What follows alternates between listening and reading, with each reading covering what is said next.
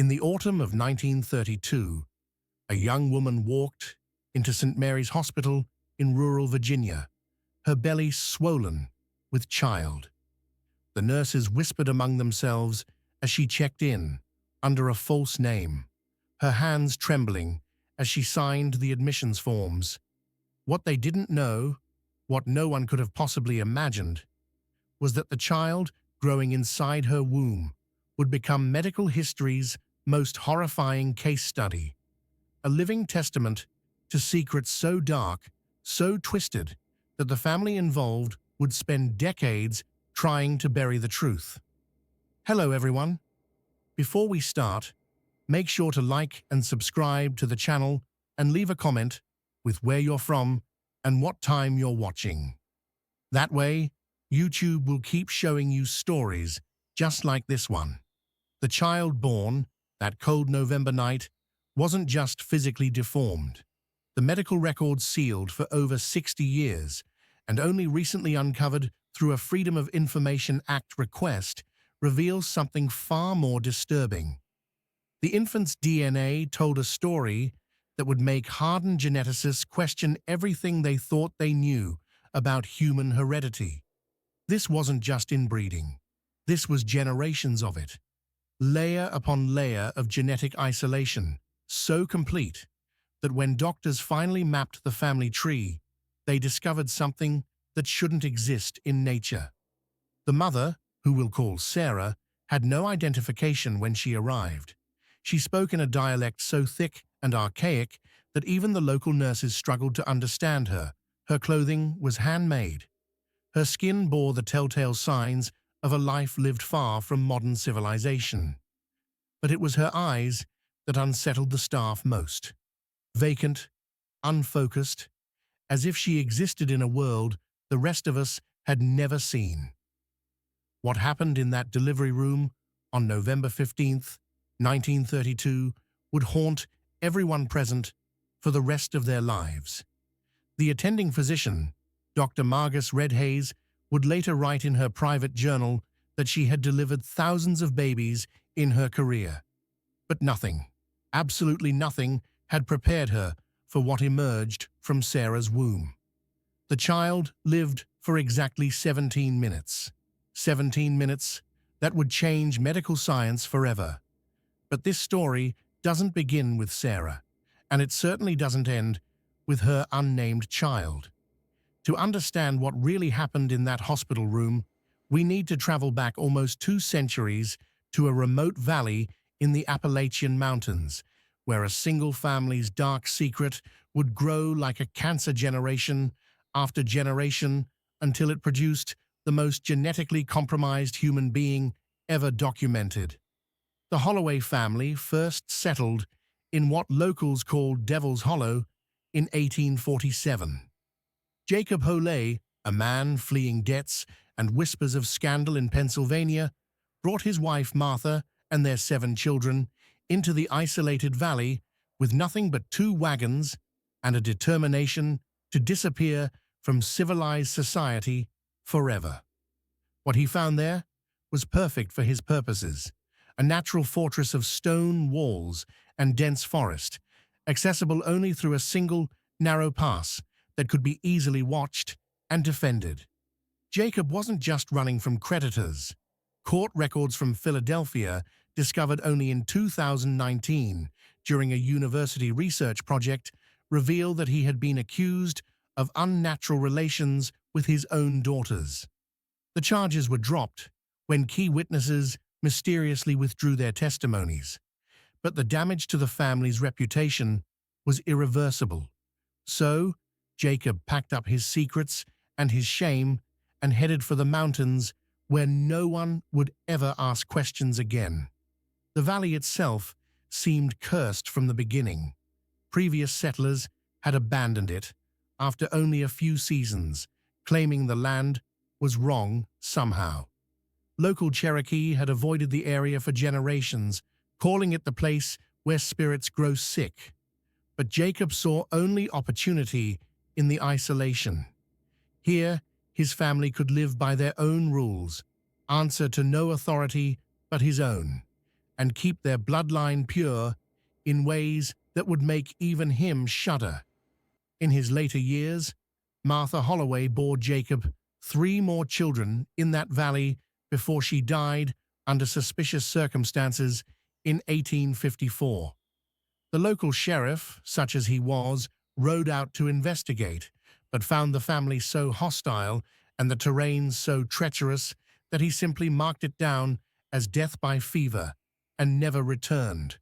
What he didn't know was that Martha had discovered something about her husband's nighttime visits to their daughter's sea, Aben, and that her death had been anything but natural.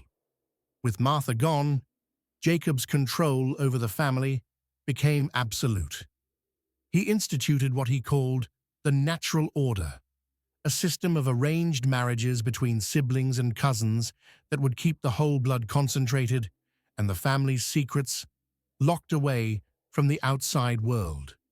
The eldest daughter, Rebecca, was married to her own brother, Thomas, when she turned 16.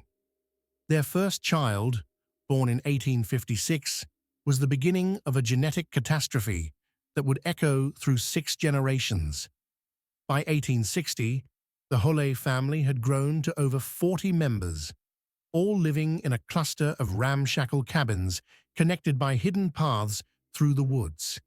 They spoke their own dialect, practiced their own twisted version of religion, and lived by laws that existed nowhere else on Earth. Government census takers never found them. Tax collectors learned to avoid the area after 2 went missing in consecutive years. The Civil War raged around them, but Devil's Hollow remained untouched, forgotten, a pocket of darkness growing deeper with each passing generation. Thomas Holloway, Jacob's son and husband to his own sister, Rebecca, became the family's second patriarch when Jacob died in 1871. But Thomas was not his father. Where Jacob had been calculating and controlled in his depravity, Thomas was driven by something far more primitive. The decades of inbreeding had already begun to show their effects. Thomas suffered from violent mood swings, periods of complete dissociation, and what modern psychiatrists would recognize as severe developmental disabilities. Under Thomas's leadership, the family's isolation became even more complete. He instituted brutal punishments for any family member caught speaking to outsiders, and the few mountain trappers who occasionally stumbled across their territory reported strange sounds echoing through the valley at night, screaming, chanting, and other noises that made grown men quicken their pace and never return. The genetic consequences were becoming impossible to ignore. Children were being born with extra fingers, missing limbs, and facial deformities so severe that some could barely eat or breathe. But rather than seeing this as a warning, Thomas interpreted the mutations as signs of divine favor, proof that the family was becoming something beyond human, chosen for a special destiny that required complete genetic purity. Rebecca Holloway bore Thomas 11 children over 18 years, but only 6 survived past their 5th birthday. Those who did live carried the accumulated damage of 3 generations of systematic inbreeding. The family tree, reconstructed decades later from medical records and testimonies, reveals that by 1880, the average coefficient of inbreeding within the Holloway family was higher than that typically seen in laboratory mice bred specifically for genetic research. The 4th generation marked a turning point in the family's descent into genetic hell. Thomas's survives in children: Mary, Joseph, Samuel, Elizabeth, Ruth, and Abel were paired off in marriages that defied every law of nature and civilization. Brother married sister, uncle married niece, and in some cases, fathers took their own daughters as wives when no other suitable partners could be found within the bloodline. The resulting children were living testaments to humanity's genetic limits. Many born with conditions so severe they never learned to walk, speak, or even recognize their own reflections. But it was in this fourth generation that Sarah was born, the young woman who would eventually walk into that Virginia hospital carrying the most inbred child in medical history. Sarah was the product of a union between her grandfather Joseph and her aunt Elizabeth, making her both a great-granddaughter and a granddaughter to the same man. The genetic counselor who later analyzed her family tree would spend 3 days mapping the connections before finally throwing his hands up and declaring the whole structure genetically impossible, yet somehow real. Sarah Holloway entered the world in 1912, with odds already stacked impossibly against her. Born to parents who shared over 75% of their DNA, a genetic overlap that shouldn't occur outside of identical twins, she was a walking miracle of survival, wrapped in a nightmare of hereditary damage. Her birth weight was barely 3 pounds. Her skull was misshapen, and her left arm ended at the elbow in a tangle of underdeveloped bone and tissue. But Sarah lived, and that itself was extraordinary. Of the 12 children born to her parents over 15 years, only 3 survived past infancy, and Sarah was the only one capable of something resembling normal cognitive function. She learned to walk at 4, spoke her first words at 6, and by the time she reached adolescence, she had become something of a prodigy within the twisted confines of Devil's Hollow, a young woman who could read the few moldering books the family possessed, and even write simple letters in a cramped, unsteady hand. The family patriarch, by Sarah's time, was her great-uncle Abel, a man whose own genetic damage had left him nearly 7 feet tall, but with the mental capacity of a child. Abel ruled through fear and superstition, preaching a warped gospel that proclaimed the family's deformities as holy stigmata, marks of God's special attention that would eventually transform them into angels on earth. Under his leadership, the family's religious practices had devolved into something that would have horrified even their ancestors. Rituals involving blood, bones, and acts that medical professionals still refuse to discuss in detail. When Sarah turned 18 in 1930, Abel chose her husband in the traditional family manner by drawing lots among her male relatives. The winner was her own Uncle Marcus, a man 43 years her senior, who had already produced 6 severely disabled children with 2 of his nieces. Marcus was himself the product of 3 generations of sibling marriages, and his genetic profile read like a catalogue of everything that could go wrong with human DNA. The wedding ceremony, conducted by Abel himself in the family's makeshift chapel, was witnessed by 37 family members, most of whom bore visible signs of the genetic catastrophe that had consumed their bloodline photographs from that day discovered in a trunk buried behind the family cemetery show faces that seem almost alien in their deformity. Eyes set at impossible angles, limbs twisted into unnatural positions, and expressions of vacant confusion that suggest minds struggling to process a reality their damaged brains could never fully comprehend. Sarah's first pregnancy came quickly, but ended in miscarriage at 6 months when the fetus was found to have developed without a functioning brain stem. Her second pregnancy lasted only 4 months before her body spontaneously aborted a child that medical records describe only as incompatible with life. But her third pregnancy, the one that would take her to that Virginia hospital, was different.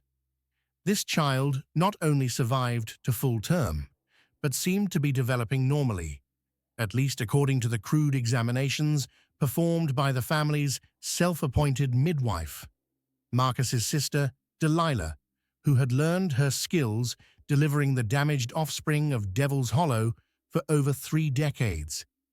If you're still watching, you're already braver than most. Tell us in the comments, What would you have done if this was your bloodline? By October of 1932, something inside Sarah had changed. Maybe it was maternal instinct, or maybe it was the first glimmer of sanity breaking through 6 generations of genetic fog. But she began to understand that the child growing inside her deserved a chance at life that Devil's Hollow could never provide. The family's recent births had been increasingly horrific. Babies born with organs on the outside of their bodies, children with faces so malformed they couldn't breathe, infants whose bones were so brittle they broke during delivery. Sarah made her decision during what the family called the Night of Screaming, when Marcus's latest child, born to his 14-year-old niece, lived for 6 agonizing hours while its underdeveloped lungs slowly filled with fluid. As the infant's cries echoed through the valley, growing weaker with each passing hour, Sarah felt something snap inside her mind. She would not let her child become another casualty of the family's twisted legacy. Her escape plan was simple but desperate. During the new moon in late October, when the valley was darkest and the family patriarch Abel was deep in one of his religious trances, Sarah slipped away from the compound with nothing but the clothes on her back and $17 she had stolen from Marcus's hidden stash. She had never been more than 5 miles from Devil's Hollow in her entire life, but desperation gave her courage that 20 years of conditioning had never allowed. The journey nearly killed her.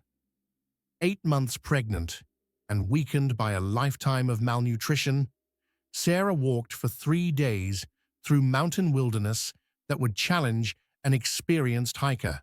She survived on berries and stream water, sleeping in caves and hollow logs, driven forward by an obsession that bordered on madness, the absolute certainty that her child deserved better than the genetic hell it had been conceived in. When she finally stumbled out of the woods onto a proper road, Sarah was delirious with exhaustion and fever.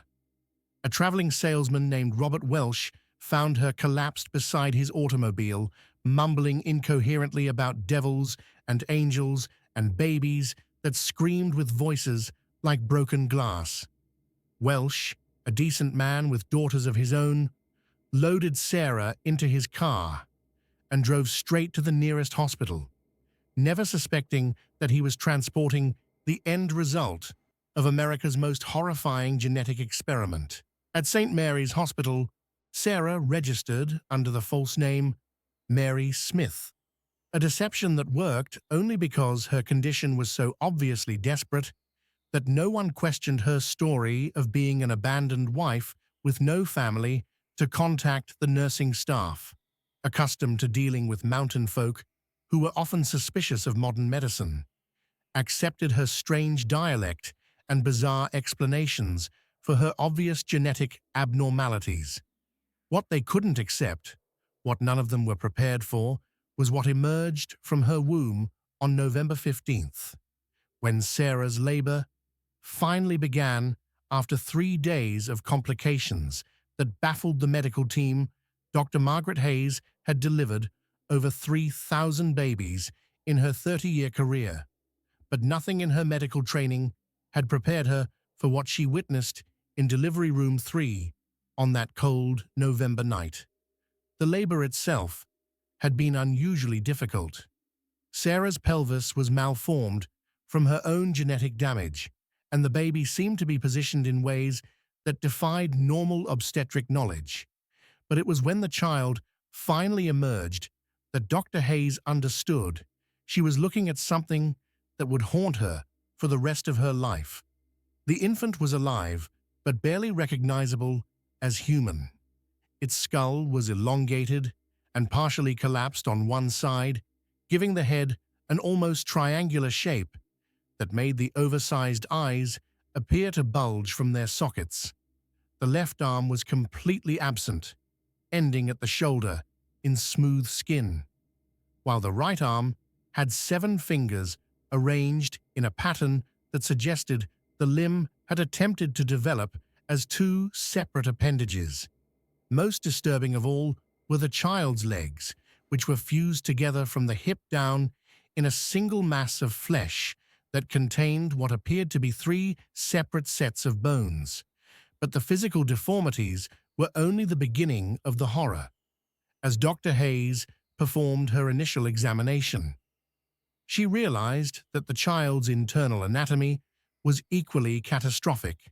The heart was beating, but its rhythm was chaotic and irregular, suggesting severe structural abnormalities.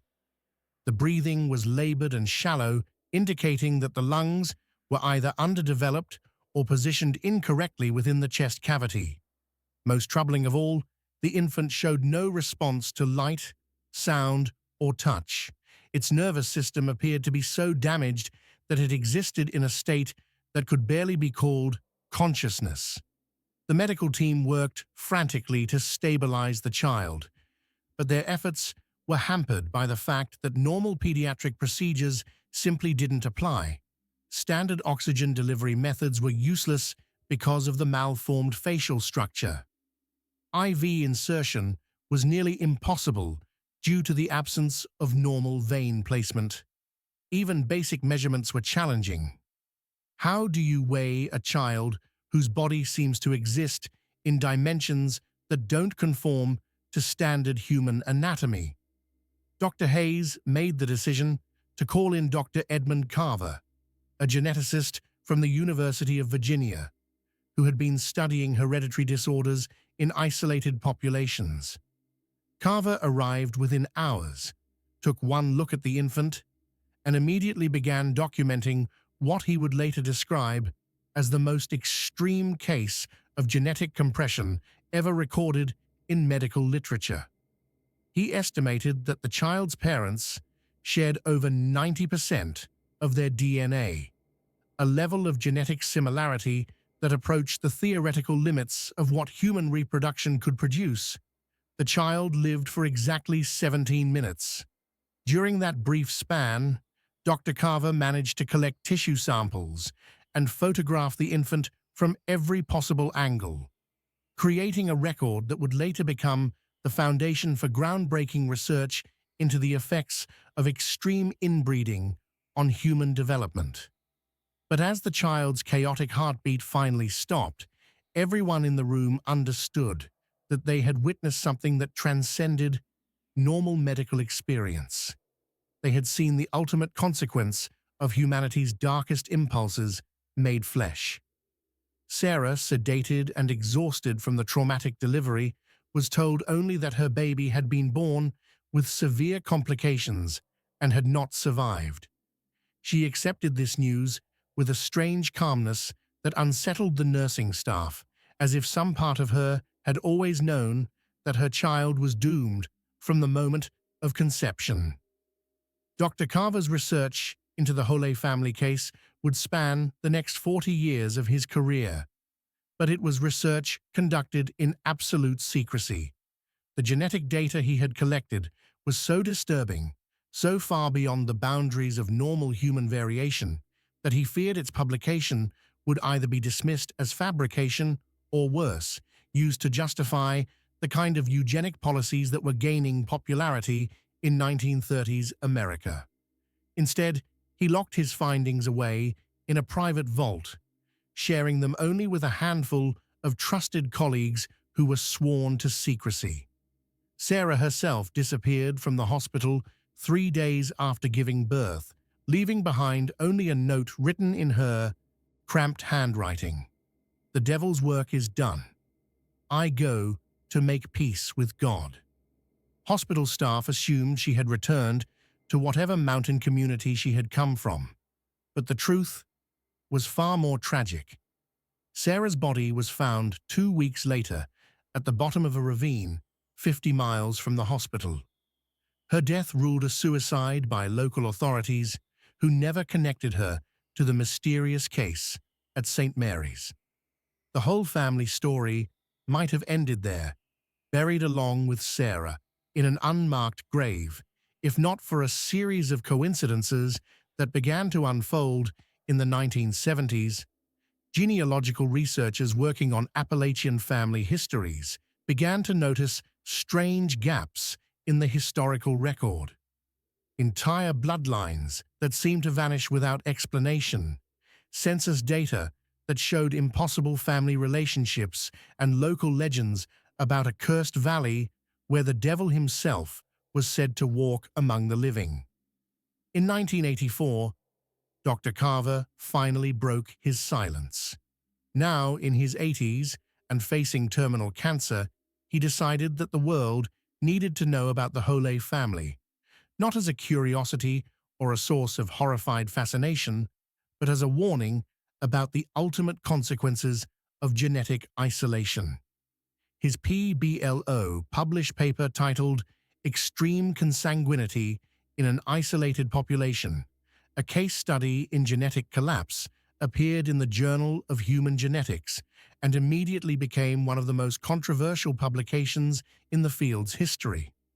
The paper revealed that the Holloway family represented something unprecedented in medical literature, a genetic bottleneck so severe that it had essentially created a new category of human being, one so far removed from normal human genetics that reproduction with outsiders would have been virtually impossible, even if the family had desired it. The child born to Sarah in 1932 wasn't just severely deformed. It was the product of a genetic experiment that had been running unchecked for nearly a century, an inadvertent study in the absolute limits of human heredity. Devil's Hollow itself was finally discovered by researchers in 1987, nearly 60 years after Sarah's escape. The valley was empty by then, its ramshackle buildings collapsed and overgrown, its secrets buried beneath decades of fallen leaves and mountain silence. The family cemetery contained over 200 graves, most unmarked, many containing the remains of infants and children whose lives had been cut short by the genetic catastrophe their ancestors had unleashed today. The Holloway case stands as both a scientific landmark and a moral cautionary tale. Modern geneticists study Dr. Carver's data to better understand the mechanisms of genetic disease, while ethicists use the family story to illustrate the importance of genetic diversity in human populations. But perhaps most importantly, the story serves as a reminder that some secrets are too terrible to keep hidden, and that the cost of isolation, genetic, social, or moral, can echo through generations long after the original sins have been forgotten. The most inbred child ever born lived for only 17 minutes, but its legacy continues to shape our understanding of human genetics nearly a century later. In those brief moments of life, that unnamed infant carried within its damaged cells the accumulated weight of 6 generations of family secrets, a living testament to the darkest corners of human nature, and the terrible price of keeping some truths buried in the shadows.